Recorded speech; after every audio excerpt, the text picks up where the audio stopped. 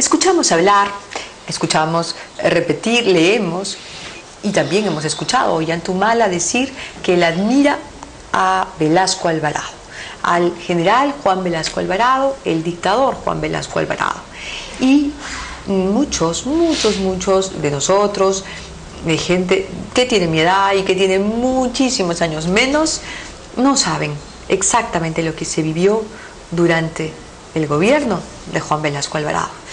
Le he pedido esta noche a una institución del periodismo, a un hombre impecable, que además fue protagonista por su tenacidad y su respeto y su amor por la libertad y la democracia en esos años aciagos de dictadura militar. Arturo Salazar Larraín está con nosotros. Bienvenido, Arturo, muchas gracias. Muchas gracias por tu invitación, Chichi. Al contrario, a tus órdenes. Para mí es un honor que hayas aceptado conversar con nosotros. Arturo, tú viviste el velasquismo, lo viviste en carne propia y creo que estoy siendo absolutamente fiel al usar esa expresión. Sí. ¿Te persiguieron? Me persiguieron, me encarcelaron, me deportaron varias veces, ¿no? Han clausurado mis órganos de difusión, la prensa. Por 7 años fue capturada, tuve que enfrentar eso, tuvimos que enfrentar eso. En fin, todas estas aventuras que se ¿Por qué te pasó todo eso? ¿Por qué viviste ese calvario? No lo sé.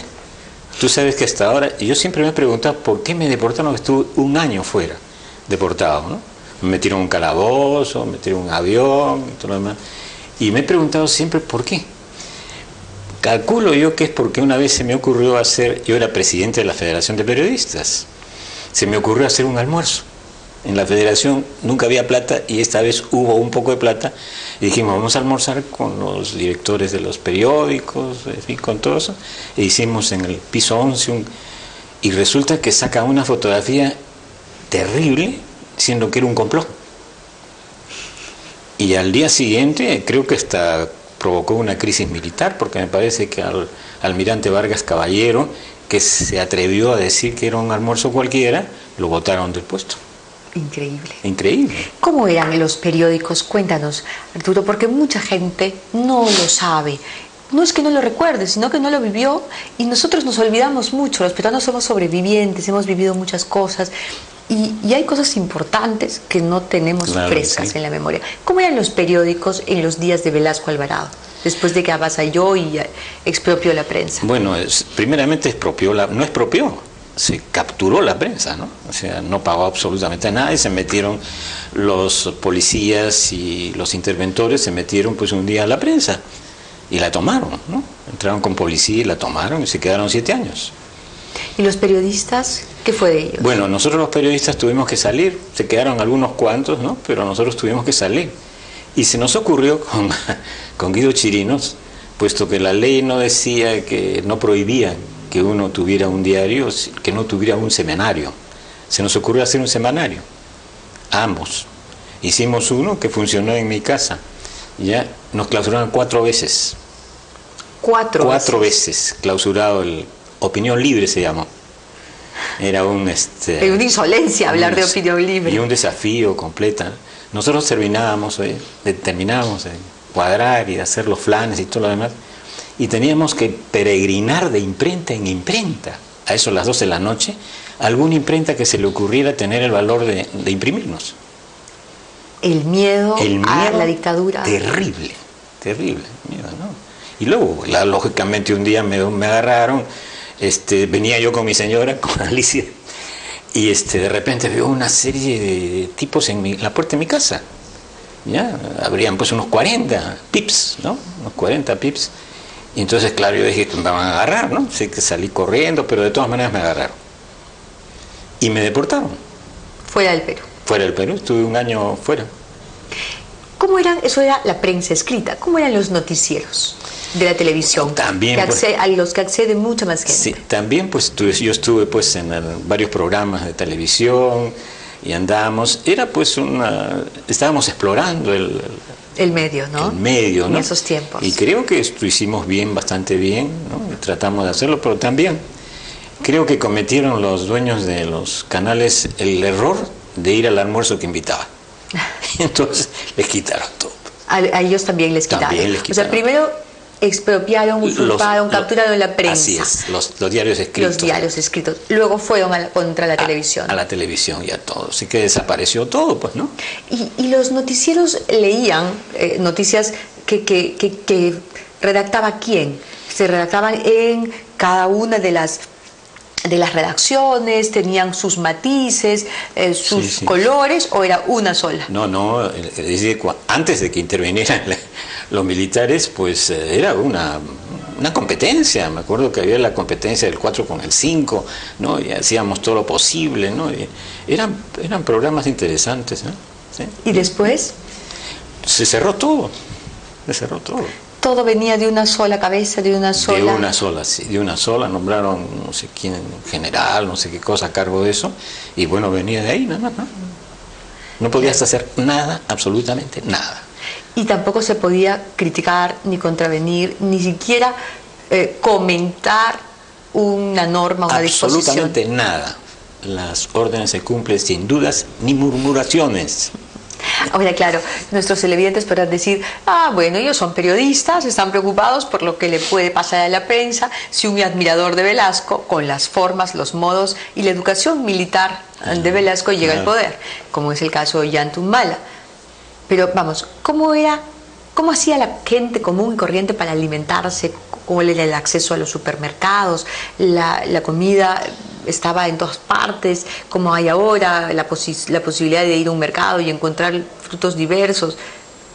Bueno, yo cuando estuve pues, deportado un año en el extranjero, primero en Buenos Aires y después en Guayaquil, me dediqué a sacar algunas cifras, ¿no? Y fue la ruina del Perú. En todos los indicadores económicos eran terribles, ¿no? Y entonces yo hice uno que se llamó algo así como la contrarrevolución de Velasco o algo así, ¿ya? Que lo mandé, ¿ya? Nunca por supuesto lo circularon, ¿no? Pero creo que en números ahí decía bastante de lo que hizo daño al Perú, verdaderamente daño. ¿Los empresarios pequeños, medianos, podían hacer planes? O sea, ¿podían programar, planificar su desarrollo, su crecimiento, su inversión? Yo creo que no es porque de esta manera, por ejemplo, tú estás en un sitio y de repente vienen y te dicen, oye, ya no es tu sitio, esto ya no es tuyo. Entonces, mira, hay una cosa tremenda que sucedió en la técnica de imprimir y sucedió en la técnica de sembrar, que es que el Perú se congeló. Cuando nosotros salimos, ¿ya? Bolivia tenía la composición en frío. Todavía hacíamos composición en caliente en el Perú y perdimos el tiempo. 7 años se perdió el Perú de no modernizarse. Y lo mismo pasó en la agricultura. Son 7 años congelados que no hubo pues ni semillas, ni sembraron, no, nada se pudo hacer. De manera que fue realmente, yo creo que nefasto. Un momento muy difícil para el Perú. Yo creo que nosotros estábamos con indicadores económicos superiores a Chile. En el momento. En ese momento. Ya estamos hablando de 70 y tantos, ¿no? 68. Sí, por ahí. 70. Así es, por ahí, ¿ya? Y entonces estábamos superiores, te digo, en per cápita, en inversiones, en todo lo demás. Porque en Chile estaba, me parece, Allende, y había una escasez tremenda, ¿no? Y entonces, ¿qué sucedió? Que Chile nos superó y nosotros bajamos. Ese fue el servicio que nos hizo el general Velasco. Oye, un empresario, una fábrica que empezaba, que tenía un sindicato, que tenía trabajadores que vivían de su trabajo y de la vida de la fábrica. ¿Cómo hacían, por ejemplo, para comprar, acceder a maquinaria, insumos? Crearon pues la comunidad industrial, y la comunidad industrial se le dio en propiedad de las comunidades de la empresa. Las fábricas pertenecían a las comunidades industriales. Porque resulta que yo pues también trabajé en la Sociedad de Industrias por algunos años, yo era asesor ahí, y me he dado cuenta de eso. Tenían que, prácticamente los propietarios podían ser los... Y entonces se le ocurrió a un presidente de la sociedad criticar eso y lo deportaron. Así, la deportación era lo más frecuente. Lo más corriente. Lo más frecuente. Pero digamos, los trabajadores empoderados, uno podría decir, bueno, ¿por qué no? A ver, tomaban las decisiones, y si tomaban las decisiones, accedían, por ejemplo, ¿cómo podían importar maquinaria para mantenerse a la vanguardia? Entonces fue un verdadero desastre, ¿no? Yo no creo que sea yo mismo el que te haga calificar. Creo que todo el mundo conoce que eso fue un desastre. Pero fue un desastre completo, ¿no? Porque si quieres te puedo contar pues una cosa que me contó un administrador en un fondo de Paita, de Piura. Me decía pues que antes recibían un cheque, ¿ya? Y tenía que lo cobraba, y lo cobraba y pues traía, ¿no? Pero cuando hubo esto, entonces la comunidad tenía que presenciar la cobranza. La cobranza. Entonces tenía que hacer este administrador, me decía, yo tengo que pagar los pasajes y la comida y el hospedaje en Piura mismo, de todos los 40, porque los 40 tenía que presenciar, ¿ya? El pago ese. De manera que me gastaba más de lo que era necesario para cobrar. Ese era Pero realmente era increíble. Eso iba en perjuicio de los trabajadores, porque ese dinero finalmente les tenía que descontar. Así es. Esa era pues la famosa comunidad industrial. Comunidad industrial y la comunidad agrícola y todas esas cosas, ¿no? Ahora, ¿cuántas decisiones se quedaron atracadas también? No te imaginas cuánto, ¿no? Yo creo que es el peor momento que ha tenido el Perú, ¿no? Parece que es un régimen bastante extendido, que no progresó absolutamente. Claro, si esas empresas, cooperativas, ya cooperativas, necesitaban una máquina que tenían que importar, ¿cómo hacían para obtener los dólares para pagar esa importación? Eso era muy difícil, ¿eh? Muy difícil era, y además de esto había pues ciertos negociados, ¿eh? Había ciertos negociados. Y claro, pues esas cooperativas, pues, ¿no? Imagínate, pues, unos nuevos propietarios de una cooperativa, pues aprovechaban la oportunidad para hacer sus negocios, ¿no? Era terrible.